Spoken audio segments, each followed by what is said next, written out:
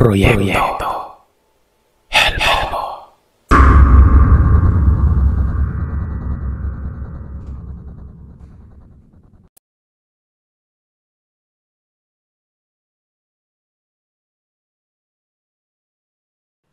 Magandang araw po sa inyong lahat.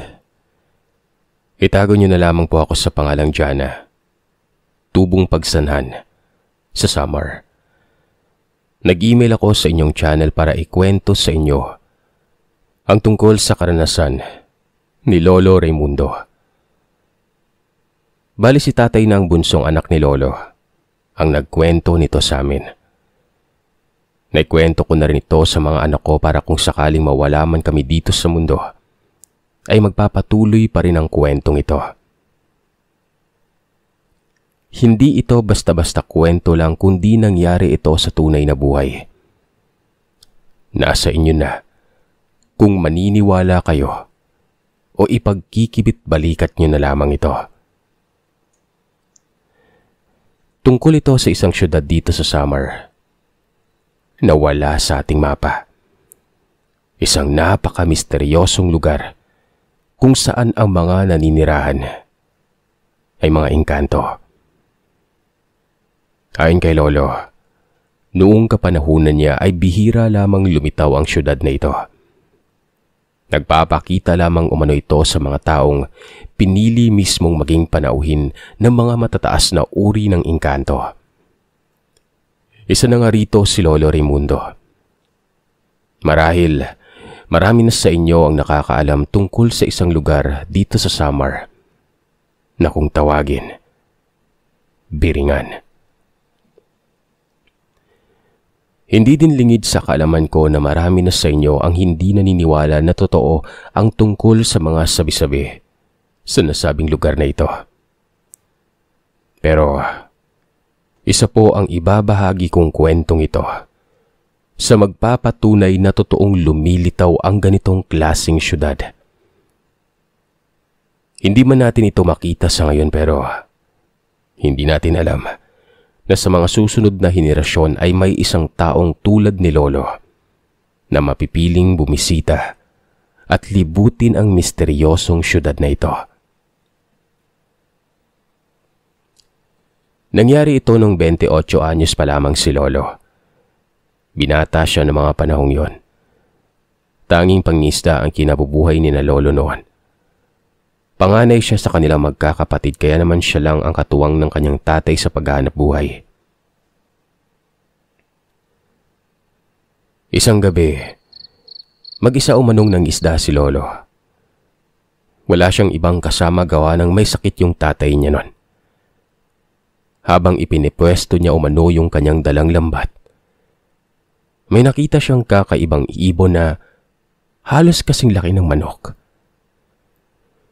Nang itapat umano ni Lolo ang ilaw na dala niya sa ibong yon, nagulat siya dahil nakita niyang kumikinang yung mga balahibo nito na kulay ginto.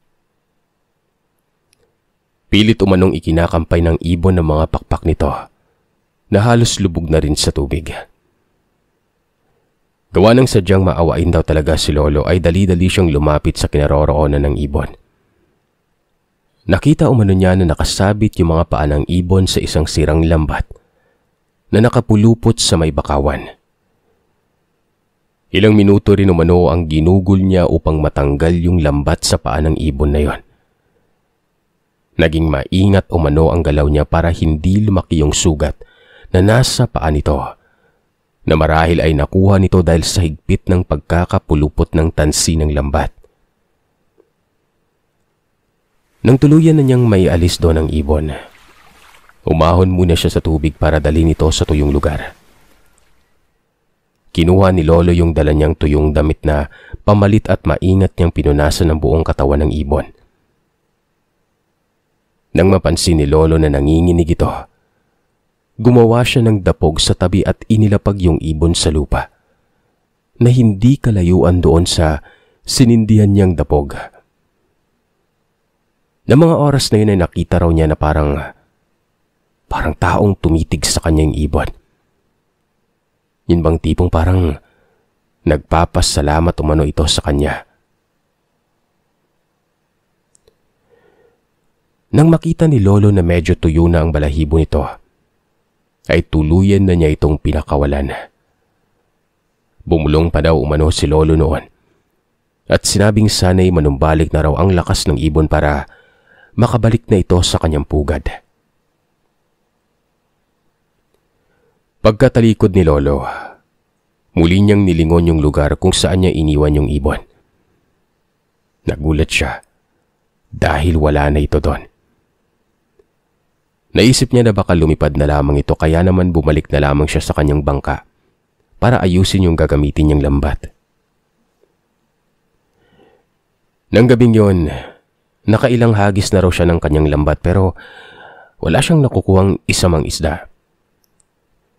Sa mga susunod niyang paghagis ng lambat ay paisa-isa o 2 isda lamang ang nahuhuli niya. Sobrang tumal umano ng gabing yon kaya naman nalungkot siya dahil alam niyang wala na siyang maibebenta kinabukasan. Kahit nga raw pang ulam ay kukulangin pa yon. Nang mapagod na siya sa paghahagis ng lambat, nagpasya siyang itigil na ang ginagawa. Inayos at itinabi na niya ang kanyang lambat, saka na siya sumampa sa kanyang bangka. Nang akmang kukunin na niya ang kanyang sagwan, nagulat siya dahil kusang umalis sa pwesto yung bangka niya kahit hindi pa siya nakakapagsagwan nun. Sinubukan niyang magsakwan palihis sa direksyon na pinupunta ng kanyang bangka. Pero nabigo siya. Kahit ilikuman lamang yon o ibahin ang direksyon. Para umanong may malakas na puwersang tumutulak sa kanyang bangka nun. Napalayo na umano siya nun at nasa malalim na bahagi na ng dagat. Nagpatuloy sa paggalaw ang bangka hanggang sa bigla na lamang lumitaw ang isang liwanag na sobrang nakakasilaw. Napatakip na lamang siya sa kanyang mga mata nang maramdamang nilalamon ng liwanag na yung bangkang sinasakyan niya. Nang muli niyang imulat ang mga mata niya, laking gulat niya nang makitang ibang lugar na ang nasa kanyang paligid. Isang nakakamanghang ganda ng kapaligiran. Hindi raw niya alam kung paanong napunta siya sa lugar na yon. Isa pa, ang bangka na sinasakyan niya ay nakahimpil na rin sa gilid ng isang napakalinaw na batis.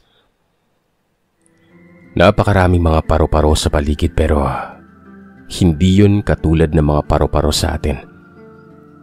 Kumikinang ang mga pakpak ng mga yon at tila gawa sa tunay na ginto. Maya-maya ay nagsidatingan umano yung mga ibon na katulad ng ibon na iniligtas niya. Mga ibon na may ginintuang balahibo. Hindi umano makapaniwala si Lolo sa nakita. Yung mga ibon na dumapo sa harapan niya, walang ano-ano ay biglang nag-anyong kawangis ng tao. Ang kaibahan lang ay sobrang puputi umano ng mga yon at meron silang mahahabang tenga. Nakasuot na magagarang kasuotan kung saan pati yung mga damit nila ay halos mapuno na ng mga makikinang na ginto at diamante. Isa sa mga yon ang nagsabi na siya umano yung ibon na iniligtas ni Lolo. Siya ang prinsipe sa lugar na yon na kung tawagin nila Biringan. Nanlaki umano ang mga mata ni Lolo Ray nang marinig niya ang pangalan ng lugar. Simula sa kanyang pagkabata ay madalas na niyang naririnig ang kwento sa misteryosong lugar na yon. Buong akala umano niya ay hindi ito totoo.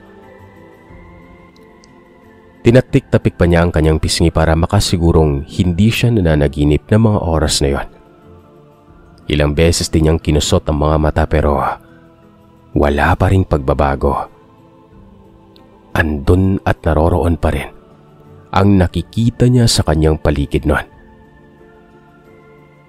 Bigla umanong nagsalita ang engkanto na nagpakilala sa pangalang Anitoy, lahat daw ng nakikita ng mga mata niya, totoo. Hindi ito isang panaginip. Isa yung malugod na apanyaya sa kanya ng kanilang mga angkan para ipasyal sa kanilang lugar. Yun ay pasasalamat umano nila sa ginawa nitong pagliligtas sa kanya. Bawat dekada na lumilipas ay naghahanap sila ng taong ipapasyal sa lugar na yon. Yung mga taong may busilak na puso na palaging nakahandang tumulong, hindi lamang sa mga kapwa-tao kundi sa ibang mga nilalang. Hindi na umano nagawa pang matakot ni Lolo Ray. Bagamat ibang nilalang ang mga nasa harapan niya, hindi siya nakaramdam ng pagkabahala. Ramdam mo umano niya noon na kahit hindi normal na tao ang mga kaharap niya, mababait sila. Habang naglalakad umano sila papunta sa palasyo ng mga yon, ay busog na busog ang mga mata niya sa magagandang tanawin na dumadaan o dinadaanan niya. Namamangha siya sa bawat kakaibang bagay na makita niya, katulad na lamang ng mga sasakyang ginagamit nila ron. Tila mga lumilipad na bandana o mano ang mga yon. Nakahawig ito sa malalaking saranggola na lumilipad sa ere. Napakaganda umano nitong pagmasdan dahil ang mga usok na lumalabas sa mga sasakyang yon, kulay baghari. Haluan pa ng makikinang at maliit na bagay na mistulang mga bituin na kumikinang. Kakaiba rin umano ang mga bahay ron. Magagarbo ang pagkakagawa ng mga ito pero nasa itaas sila ng mga malalaking puno. Kahit saan man siya mapatingin, ay nakakakita siya ng mga punong hitik sa bunga. Mga kakaibang prutas na noon pa lamang niya nakita sa tanang buhay niya. May mga bulaklak din umano na halos kasing laki ng mga palanggana. Makukulay at napakabango umano ng halimuyak. Nahinto lamang siya sa paglalakad nang sabihin ng mga kasamaan ng prinsipe na naroroon na umano sila sa palasyo. Lumingali nga si Lolo sa paligid. Wala naman umano siyang nakikitang palasyo ron. Tanging yung dalawang dambuhalang puno na halos magkadikit ang nakita niya ron. Sa pagitan ng mga yon ay may maliit na pintuan na gawa sa makapal na batong hiyas. Hinakay nila si Lolo papasok sa pintuang yon. Nung una, inakala ni Lolo na hindi raw siya kakasya roon pero habang papalapit siya ng papalapit, ay tila lumalaki raw ito. Nang tuluyan nang makapasok si Lolo sa loob, ay labis niyang ikinagulat ang itsura nun. Literal na masasabing isa itong palasyo. Napakalawak nito at napakaraming magagandang bagay. May magagandang kababaihan na ang tingin niya ay mga diwata. Mahaba ang kulot at alon-alon na buhok. Mapuputi at makinis. Kulay abo ang mga mata nila. Napakatangos din umano ng kanilang ilong. Lahat umano sila ay nakasuot ng kulay puting damit, habang tumutugtog ng mga instrumentong may kaiga-igayang tunog. Para umanong idinuduyan si Lolo sa musikang inihandog ng mga diwata ron. Inabutan siya at pinainom ng mabango at napakasarap na alak. Nagawa raw mismo sa mga kakaibang prutas na sa biringan lamang matatagpuan. Niyaya din umano nila si Lolo na sumalo sa kanila sa pagkainan. Iba't ibang mga putahe, prutas, at kung ano-ano pang pagkain ang nakahanda ron. Sinabihan daw siya ni Ur na kainin ang lahat ng nais niya. Maliban sa kulay itim na kanin na natural na pagkain na ng mga engkanto. Hindi umano siya pwedeng kumain noon dahil baka hindi na siya makalabas sa tagong syudad nila. Sinunod naman umano ni Lolo ang mga sinabi nito. Hindi umano maipaliwanag ni Lolo ang lasa ng mga prutas na noon pa lamang niya natikman. Wala umano kasing sarap ang mga yon. Kahit pang pinakamasarap na prutas sa mundo, nating mga tao, hindi umano uubra doon. Napakabango umano ng mga ito at may hindi pang karaniwang tamis na may hahalin tulad sa pulot. Doble ang laki ng mga gulay ron kumpara sa pangkaraniwang gulay natin. Nang matapos umano silang kumain ay muli siyang niyaya ni Prinsipe Ur na lumabas sa palasyo para mailibot pa raw niya si Lolo. Dinala umano niya ito sa kanilang tinuturing na kagubatan. Tambuhala ang mga puno ron. Kahit 3 tao ay hindi magagawang yakapin ang katawan ng mga puno ron. Ganun umano kalalapad ang mga ito.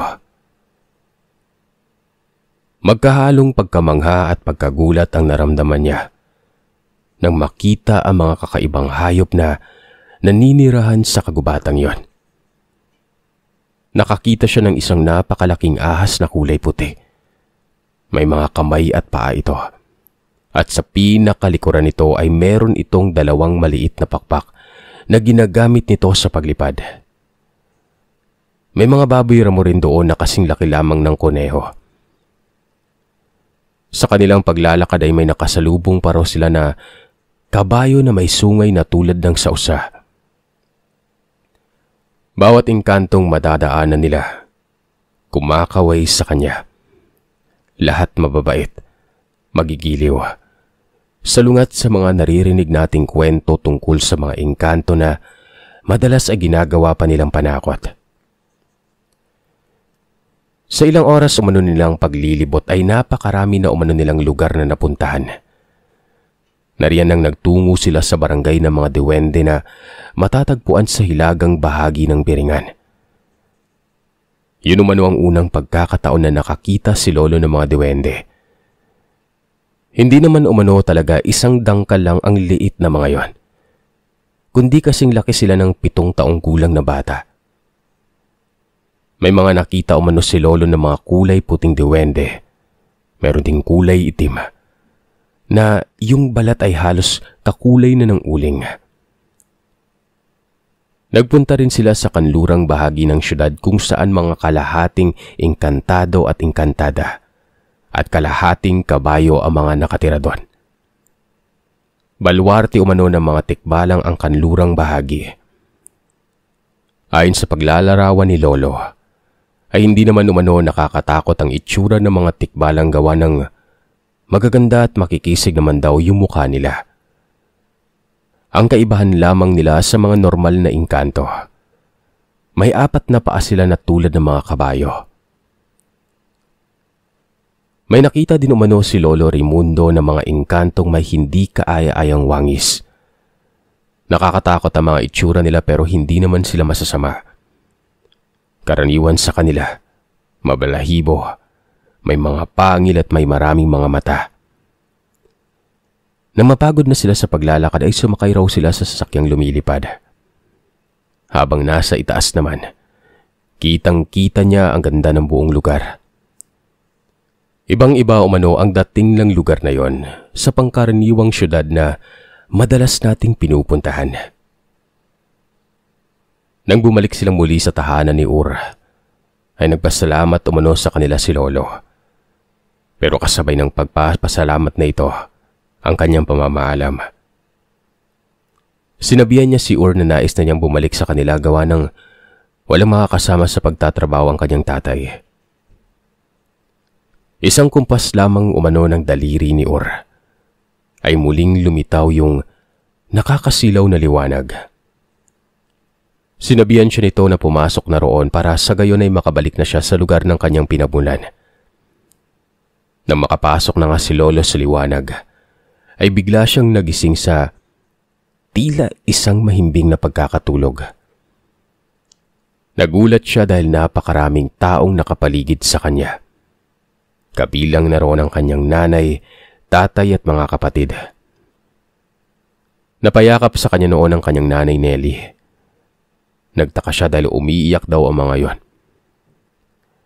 Nang tanungin niya sila kung bakit napakaraming tao at kung bakit umiiyak sila, Nagulat siya sa sagot ng mga ito. 2.5 araw na umano siyang natutulog.